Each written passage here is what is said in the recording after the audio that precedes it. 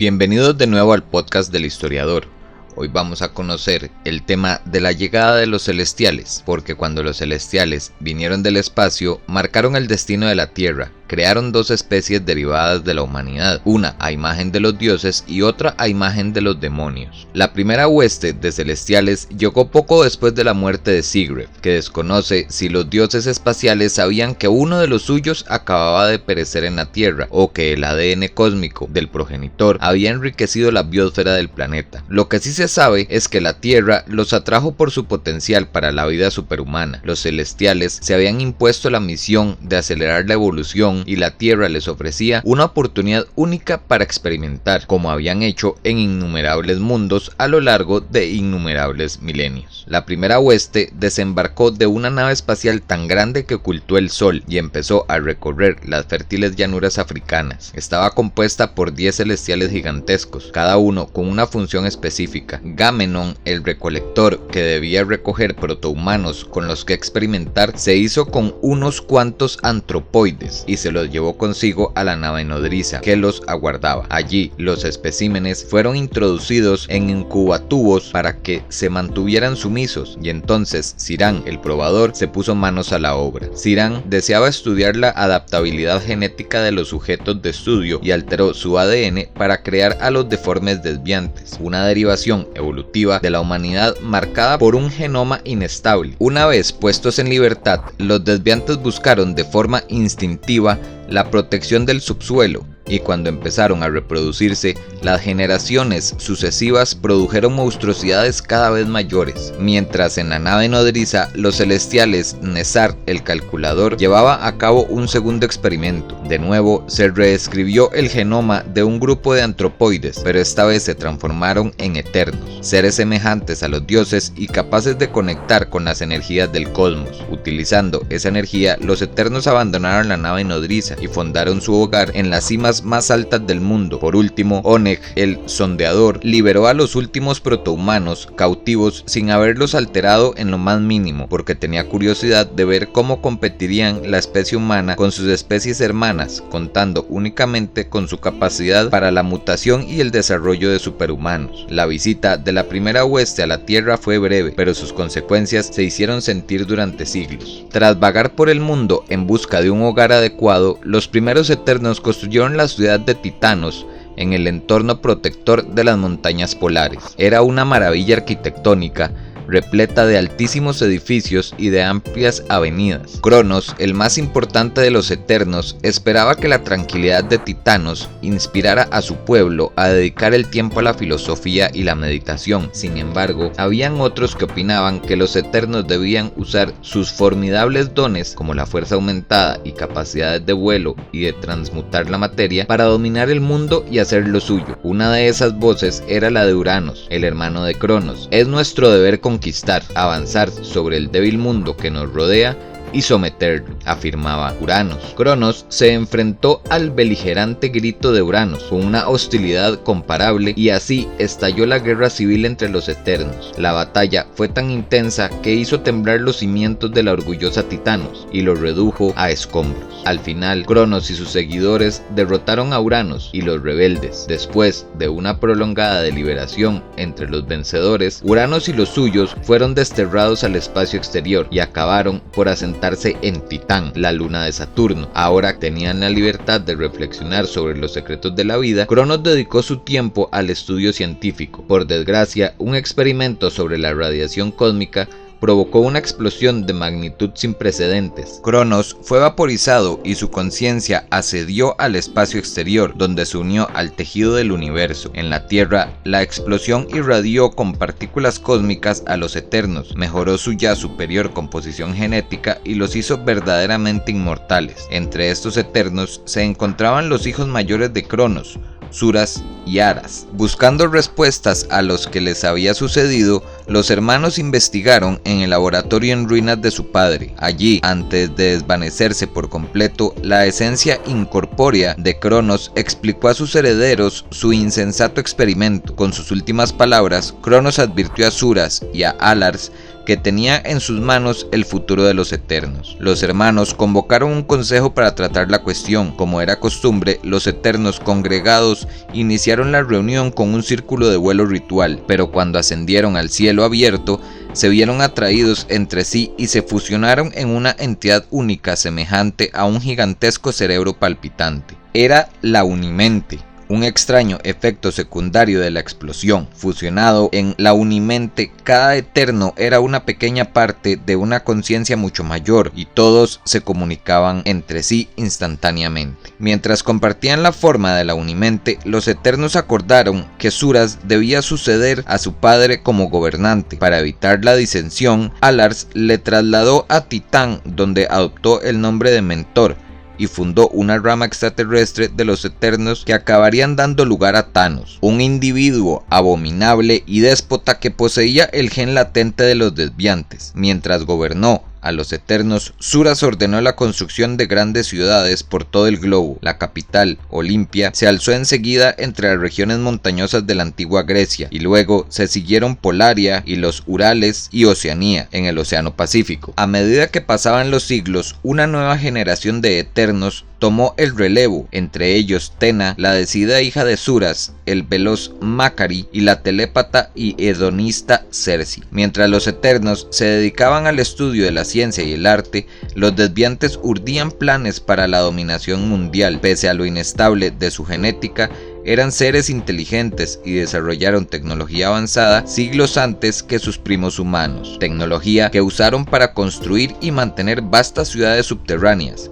Cada vez eran más osados y fuertes y acabaron por salir de sus cuevas infernales y recorrer el mundo. Desde su capital en la isla de Lemuria, en el Océano Pacífico, los desviantes gobernaban con reyes, esclavizaron a gran parte de la primera humanidad y provocaron que el resto se enfrentara en incesantes guerras subsidiarias. Millones de humanos vivían esclavizados y cada latigazo reforzaba un recuerdo racial que asociaba a los repulsivos y despiadados desviantes con el dolor y el sufrimiento. Eso inspiró múltiples parábolas acerca de un más allá infernal. La élite desviante estaba convencida de su inviolabilidad y de que estaba destinada a gobernar para siempre, pero se equivocaba. Cuando la segunda hueste de los celestiales apareció en el cielo sobre Lemuria, los desviantes tomaron conciencia al fin de su insignificancia. Los dioses espaciales solo habían vuelto para evaluar el proceso de su experimento genético, pero los desviantes temieron lo peor. Horrorizados por la mera visión de la inmensa nave, atacaron a sus creadores con un bombardeo sostenido. Los celestiales respondieron con una sola bomba tan potente que Lemuria fue arrasada por las llamas y una ola marina colosal. Algunos desviantes sobrevivieron a la destrucción y escaparon al subsuelo. Sus descendientes recordarían el hundimiento de Lemuria como el gran cataclismo. Mientras los desviantes se refugiaban en el subsuelo, el nivel del mar ascendió tanto que continentes enteros quedaron sumergidos. Muchos humanos temieron que se trataba del fin del mundo. La intervención de un misterioso Eterno consiguió que un arca de madera cargada de personas y animales llegara a la tierra firme. Como una gran ave, el Eterno voló frente a la embarcación para alejarla del diluvio y guiarla hacia un lugar seguro. El gran cataclismo enseñó a Suras una lección muy valiosa. Ahora comprendía que la perspectiva única y las capacidades mejoradas de los Eternos implicaba que tenían la obligación de proteger el mundo y prepararlo para el inevitable regreso de los celestiales. Con frecuencia, esto suponía que los Eternos tenían que salir de sus ciudades ocultas para tratar con humanos ordinarios o frustrar los planes de los siempre ladinos desviantes. Estos encuentros sentaron las bases de los mitos y las leyendas modernas. Sin otro marco de referencia, la humanidad primitiva tomó a los Eternos por dioses y consideró sus habilidades aparentemente milagrosas como pruebas de su divinidad. Para mayor confusión, Olimpia se había construido cerca de un nexo extradimensional que conectaba la Tierra con los verdaderos dioses del Olimpo. Por lo tanto, los pueblos de la antigua Grecia y Roma acostumbraban a confundir a los Eternos con el panteón olímpico. Para su irritación, Suras fue confundido con el propio Zeus en más de una ocasión. El clan de Viraco en Polaria era el más remoto de los Eternos, tanto en términos geográficos como de inclinación personal. Estos preferían permanecer en los climas fríos que se reflejaban su naturaleza distante, aunque también se aventuraban lejos cuando era necesario. De hecho, fue el hijo menor de Víraco quien salvó el arca durante las inundaciones del Gran Cataclismo. Siglos después, el hijo de Víraco salió de nuevo al mundo exterior cuando lo enviaron a la antigua Creta para que acabara con un desviante con cuernos que se ocultaba en un laberinto de túneles. Su aventura fue recordada durante siglos como la leyenda del Minotauro. Durante su estancia en Creta, el helado corazón del Eterno se congeló y se enamoró de una mujer humana. Se casaron y tuvieron un hijo que carecía de poderes propios. Para compensarlo, su padre le confeccionó un par de alas mecánicas. El joven no cabía en sí de gozo, porque ahora podría surcar el cielo con su padre, aunque se le advirtió que no usara las alas solo. Por desgracia, el chico no hizo caso y su primer vuelo en solitario lo llevó a la muerte. El Eterno enterró a su hijo y adoptó su nombre. Ahora llamado Ícaris, temía recuperar las frías costumbres de los Eternos de Polaria y que a lo largo de los años el corazón se le endurecería y dejará de sentir el dolor de la pérdida. Llamándose Ícaris, honraría siempre la memoria de su primogénito y no lo olvidaría nunca. El plan de Zuras tuvo éxito y cuando la tercera hueste llegó, los Eternos estaban preparados para colaborar con los celestiales. El Eterno de Polaria, Ajax, asumió la identidad del dios inca Tecumotzin e hizo que la población humana local se preparara para la llegada de los dioses espaciales. Mientras que los desviantes habían atacado a sus creadores, los Eternos adoptaron una estrategia mucho más cauta y conciliadora. Los celestiales regresaron para emitir un veredicto final. Permitirían a la humanidad avanzar al siguiente nivel evolutivo o la condenarían como un mero experimento genético fallido. Cuando la tercera hueste de celestiales abandonó la Tierra después de haber recabado información acerca del desarrollo de las tres especies inteligentes del planeta, dejó tras de sí indicios enigmáticos. El registro arqueológico de los incas y los aztecas contenían rudimentarias tallas con imágenes de enormes dioses espaciales, y en la era moderna los científicos especularon con que eso demostraba que una mano extraterrestre había guiado a la civilización humana. Daniel Damin, doctor en arqueología, era uno de los principales defensores de esa teoría y durante décadas buscó la llamada ciudad perdida de los dioses espaciales, que halló en los Andes peruanos. Acompañado de su hija Margo y del ayudante Ike Harris, siguió los pasos de los antiguos y sus hallazgos confirmaron que tenía razón. Entre las ruinas hallaron imágenes que mostraban a los celestiales a bordo de una nave espacial y tablillas de piedra inscritas con lo que parecían ser mapas de la Vía Láctea. Aún habría más revelaciones. Harris sabía que demasiado acerca de los dioses espaciales como para ser un mero estudiante de arqueología, y al fin reveló su verdadera identidad. Era Ícaris y había emprendido una misión para Zuras, el primer Eterno. Él explicó a sus estupefactos colegas que compartirían el mundo con dos especies hermanas, los Eternos y los Desviantes. Les explicó también la historia de las huestes celestiales y anunció que Zuras había detectado una nave espacial que se dirigía directamente hacia la Tierra. Era la cuarta hueste, dijo Ícaris, cuya misión consistía en activar una baliza de aterrizaje que guiara a los dioses espaciales y los ayudara a aterrizar con seguridad en su antiguo lugar de aterrizaje. Tras activar la baliza, Ícaris entró en lo que llamó una cripta de resurrección para reunirse con un amigo a quien no veía desde hace mucho tiempo. Ajax llevaba 1000 años en animación suspendida desde la partida de la tercera hueste y se despertó con todo el vigor de un hombre decidido a recuperar el tiempo perdido. Lo acompañaban muchos técnicos incas que también pasaron a la acción sirviendo como personal de tierra a los celestiales en ruta. Damián y Margo observaron maravillados cómo un primer celestial descendía de la nave espacial. La monumental figura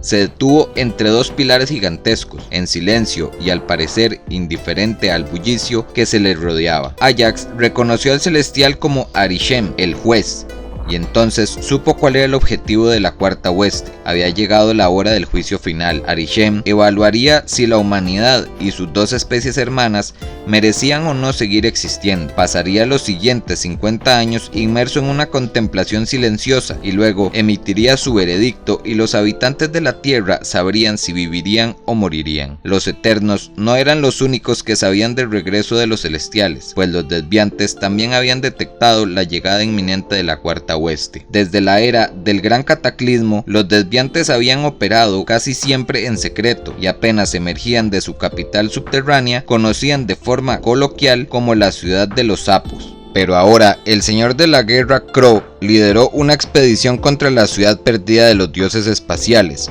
en un intento de obligar a la cuarta oeste a marcharse. La breve escaramuza con Icaris que siguió fue poco importante. Crow había llegado demasiado tarde para sabotear la llegada de los dioses espaciales. Furioso e impotente, profirió improperios contra los celestiales que estaban en su nave espacial sobrevolando el terreno, por la brutalidad con que habían tratado a su pueblo en el pasado. Sus palabras supuraban amargura, pero también eran desafiantes. Juró que no se arrodillaría más ante sus enigmáticos creadores, y les advirtió que los desviantes también poseían armas poderosas. Como si se mofaran de las palabras de Crow, los celestiales dispararon una andanada de energía cósmica que expulsó a los desviantes de la ciudad perdida de los dioses espaciales. Crow se enfureció aún más ante la derrota y urdió un plan para vengarse. Los desviantes no atacarían a los celestiales directamente, sino que engañarían a otros para que lo hicieran por su nombre. Recordó que, en el pasado, la humanidad había confundido a su especie con demonios infernales, así que se disfrazó de demonio y atacó Nueva York con un pequeño ejército de desviantes provistos de armas avanzadas que despedían llamaradas asfixiantes. El objetivo era desencadenar el pánico y provocar una reacción exagerada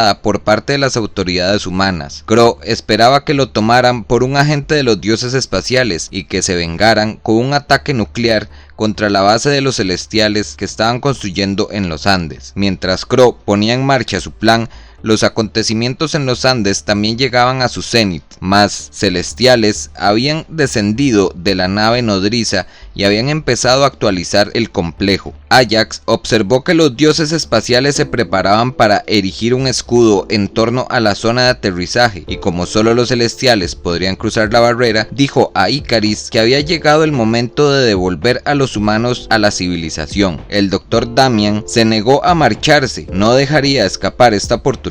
Ajax le advirtió que pasarían 50 años antes de que la barrera volviera a levantarse y que era probable que pasara sus últimos días encerrado en los Andes. El arqueólogo se inmutó, había dedicado su vida a investigar sobre los dioses espaciales y estaría encadenado de dar su último aliento mientras estudiaba a sus sujetos de estudio en persona. Aunque a Margo le preocupaba dejar atrás a su padre, Icaris se dio cuenta de que este no cambiaría de opinión, así que obligó a Margo a subir a bordo de la pequeña avioneta del equipo de expedición, y la pareja abandonó el complejo en la montaña unos instantes antes de que la barrera se solidificara definitivamente. Cuando Icaris supo del ataque de Crow contra Nueva York, dejó a la afligida Margo a cargo de Cersei, una eterna que vivía en el ajetreado centro de Manhattan. Margo quedó perpleja ante la actitud despreocupada de Cersei y estupefacta cuando descubrió que el poeta griego Homero había registrado las aventuras de la eterna en la antigüedad. Cuando Icaris voló desde el apartamento de Cersei para lanzarse a la batalla, los esbirros de Crow ya habían aplastado a la policía y estaban al borde de la victoria. Al ver a los monstruos, entre ellos los habitantes de Nueva York, fueron presa del pánico y huyeron de los supuestos demonios, tal y como sus antepasados